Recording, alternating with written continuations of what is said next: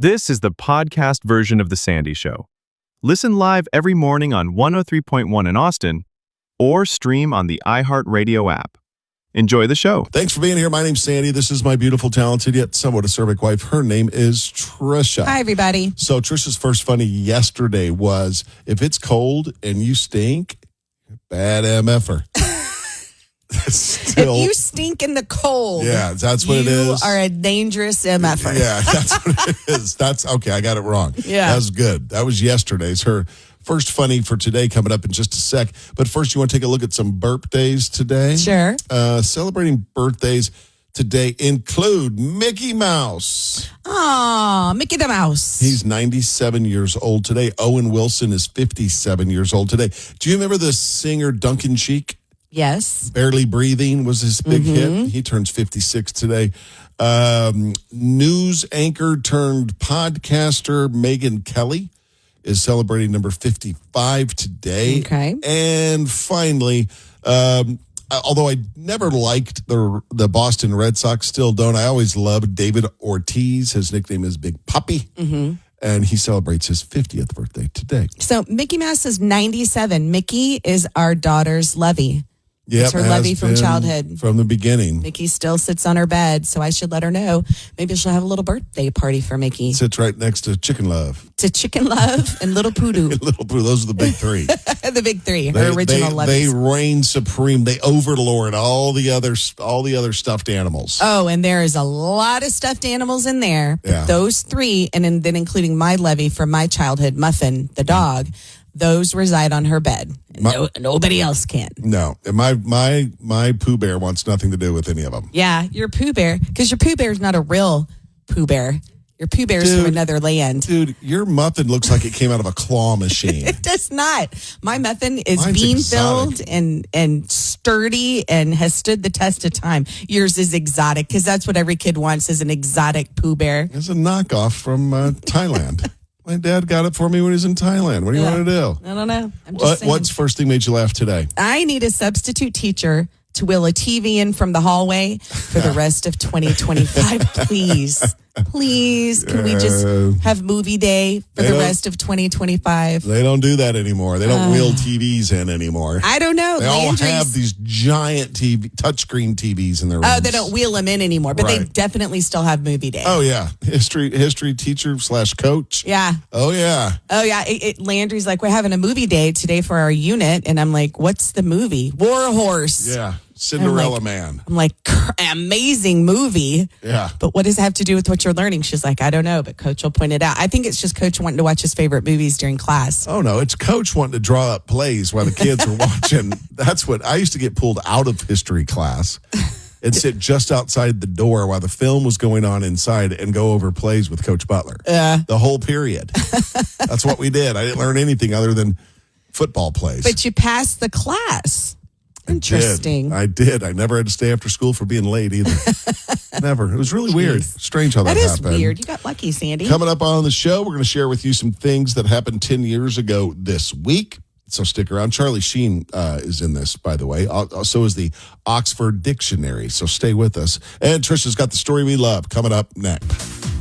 It's hard to believe 30 years later we're still talking about the OJ Simpson case, but we are, and there's big news and big numbers involved. Tricia's got it for us in just a sec. Thanks for being with us. Hope you guys are preparing for the Thanksgiving. By the way, they say on average Thanksgiving's going to cost you $1,000. $1,000. I don't know what kind of Thanksgiving meal you're having, but I mean, maybe if they're talking about plane tickets too, but just at your food, house, all that kind of stuff, right?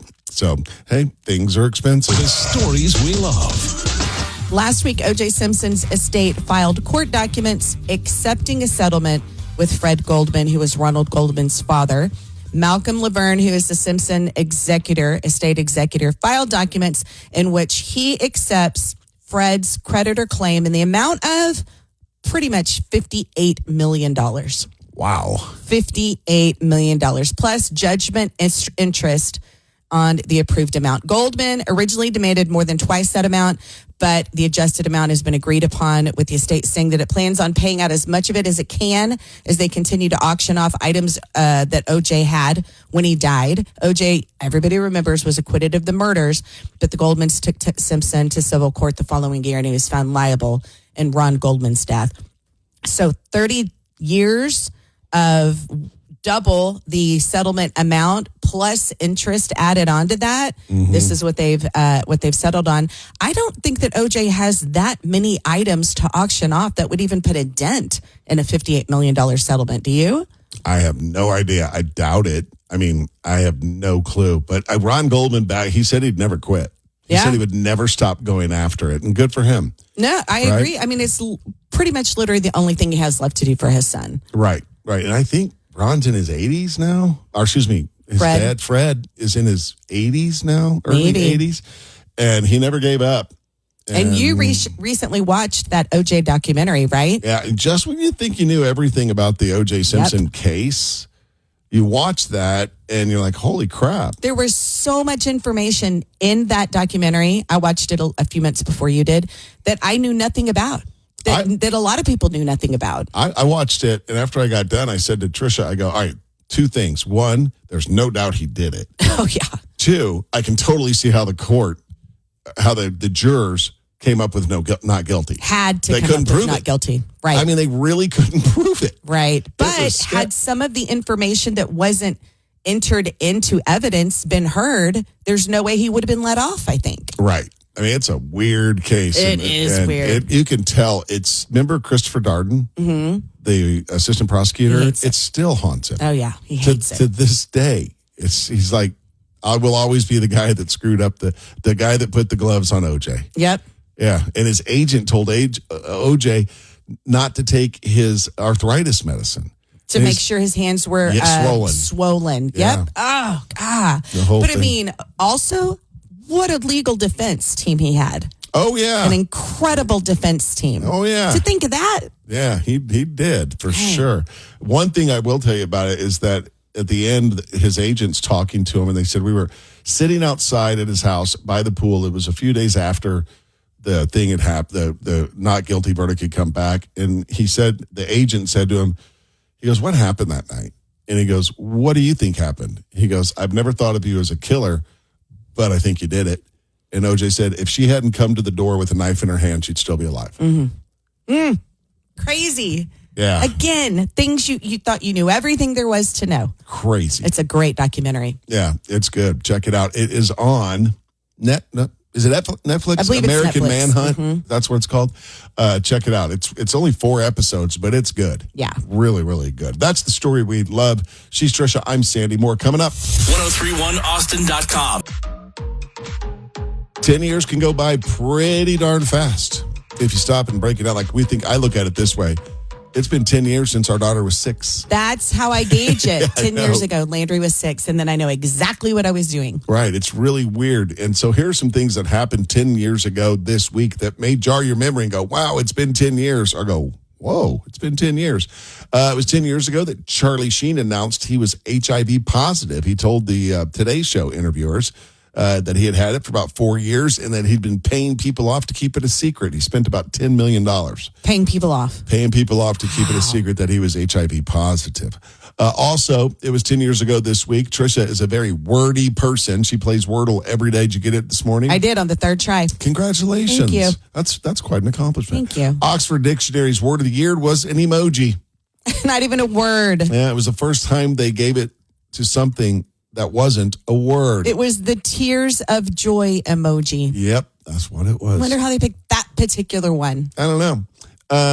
10 years ago this week, psychics predicted that Han Solo would die in The Force Awakens.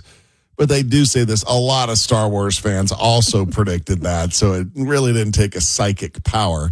And spoiler alert, they were right. Yeah. Han Solo did die in The Force Awakens. And finally, one of the biggest musical mysteries ever was revealed 10 years ago this week, and that is that Carly Simon revealed that the You're So Vain, the song, the famous song, is partially about Warren Beatty.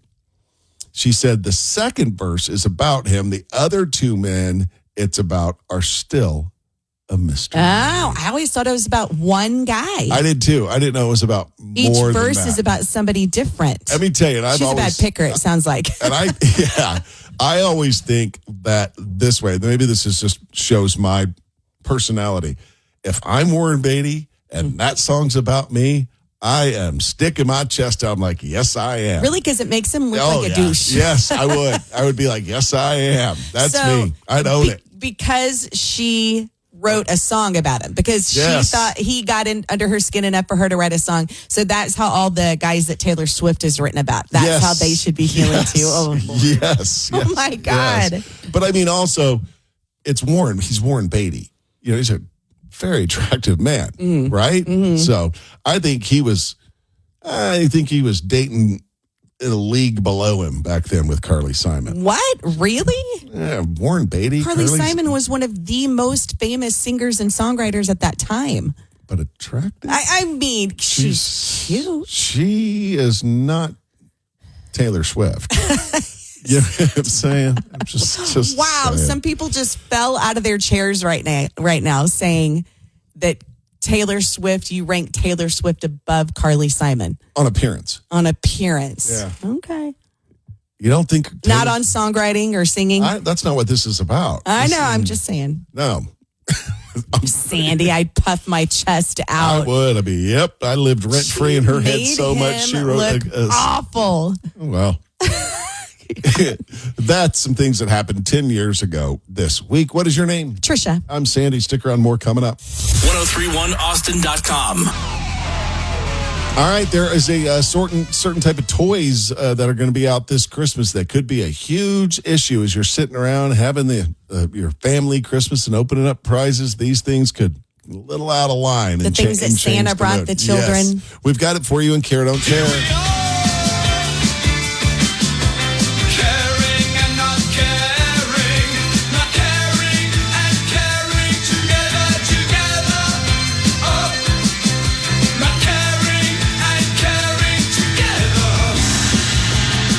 Good job, dongers.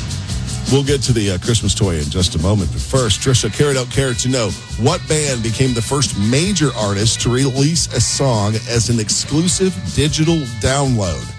Oh, back in the day. Back in June of 1994. I care. It was Aerosmith. The song was called Head First, and it was available as a 4 megabyte WAV file if you subscribe to CompuServe. I remember this. At the time, in 1994, it would have taken about an hour and a half to complete the download. Oh, no, really? Yes, an hour and a half. That was the first major band to release a song only as digital, not on vinyl, CD, or tape. Interesting. Yeah, I don't think the song was a big hit. Yeah, I don't remember the song at all. Yeah, I don't either. I don't remember a lot of Aerosmith songs though. Tricia, care or don't care to know, based on the height and weight of marshmallows. Oh, I knew that'd get your attention. What the Stay Puft Marshmallow Man from Ghostbusters would weigh. Oh, I love stuff like this. Yes, I care. He was as tall as buildings. Yes, he would weigh 3.87 million pounds. For those of you that are more into tons, that's about 2,000 tons is what he would weigh. Okay. Right. I never saw the movie. I don't know why I continue to be shocked at all of the classic movies that probably everybody else on earth has seen that you haven't seen. I just don't understand. I'm watching more important things. I'm reading books. You're playing Call of Duty is what you're doing. Finally, care or don't care to know what toys could be a huge issue this Christmas. Oh, yeah, I care. AI toys could be a big issue this Christmas because some of them were tested and they're a little foul-mouthed. Bad words or dirty? Yeah, some were both. Someone tested a bunch of toys with built-in AI and found some will talk in depth about sexually explicit topics or even offer advice on where to find matches or knives. Oh, my gosh. Oh, Teddy Ruxpin is just turning over in his grave right now. Would never have told the children that. Teddy Ruxpin is 40. He's going tisk, tisk, tisk. Oh, he's shaking his head. He's probably all gray right now. Yeah. Smoking a little pipe. and just saying, kids these days. So this is Back what's in my day, I would never have told the children where to find a knife.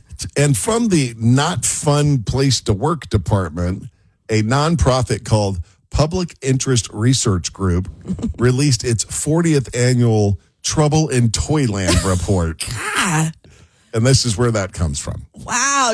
Right. The worst place to work report. Let's find toys that we can say are bad for the children. They really focus on choking hazards is what they do. So they're necessary. Okay, well, that's important. Yeah. But they tested a bunch of toys that use AI to have full-on conversations with kids. And some of them were not exactly, PG. Right. I don't think Santa would want the children to know those things. I don't think so either. Do you still think a lot of Santa? Santa is very powerful. We love Santa. Our theme in our house when I decorate is Santa. Yep. Tricia's in love with the Santa Claus. I love Santa Claus. Not scared, don't care. Well, that's it. Do us a solid and copy and paste the link to this episode and send it to a friend or two. Thanks for listening.